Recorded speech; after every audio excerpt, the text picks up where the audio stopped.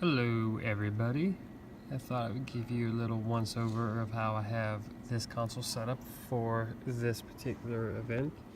This is the weekend worship service at Southeast Christian Church. So how we have it laid out is in the top bank here we have our drum kit, all of our guitars, and then all of our keys and tracks, control groups in the middle, and then all of the vocals and talking head over here, and then video playback on this layer. One thing that I did for this show specifically is I've macroed out some things so that the videos mute and unmute as soon as they're moved, as well as the head pastor speaking mic automatically mutes, so that when we go through our snapshot automation, as we go through and volumes are brought up, things are muted and unmuted when they need to be. Another feature that I do, and I do this virtually on every console I use that has the ability to do it, is I actually set up subgroups in addition to my VCAs or control groups, as it were. The idea being I can then do some group processing for parallel compression, overall EQ, and some studio type level control towards the end of the mixing process.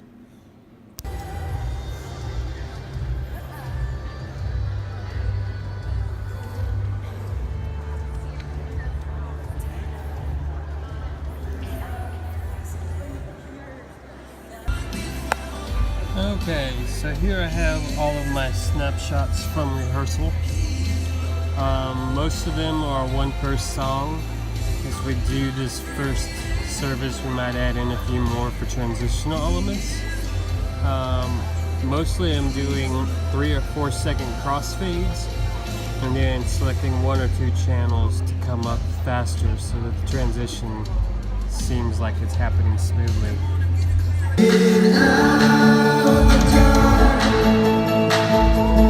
Taking my mercy back to the sky. Here's a little post weekend service rundown. I ended up with a total of 14 snapshots. First one being rehearsal, which I only use on Saturday when I'm setting gain. The way these two consoles are set up is they share head amp, so we set that there in preset 1, and then we don't touch it anymore after that. So the rest of this is all EQ, level changes, compressors, and changes in waves. I don't have this screen up all the time. Actually, usually live in one of these, but I have on my overview screen a snapshot in my notes tab up. That way I can keep track, along with all the metering for my subgroups and all of my outputs. Next I'll show you how these same settings translate on the Avid venue desk in the youth building. Okay everyone, as promised, here is my Avid venue setup here. It's the 48 channel input. What we have here is your drums and your guitars, then your keys and tracks over that, and then all of your talking head and video return stuff. This side of the desk is all of my VCAs and groups, and then on this side is all of my RF stuff that's coming from the stage, mainly for this show, vocals. Like I said earlier, I'm doing very similar things for this as I'm doing on the Digico. I have my VCAs doing this stuff, doing volume control, and then I have groups doing processing.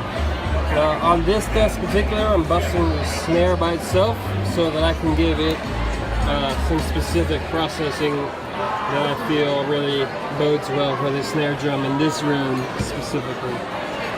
We're about 5 minutes from the top of the show, so I'll try to capture some footage of that when the time comes. Even now, your love is everything I need. You're all I need.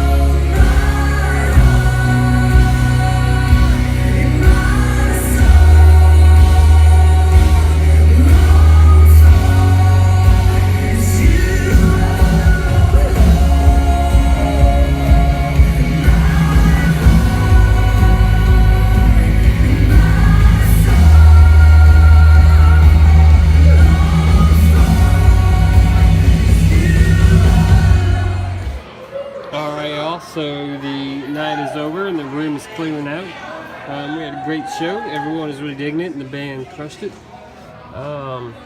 So that concludes our broadcast day.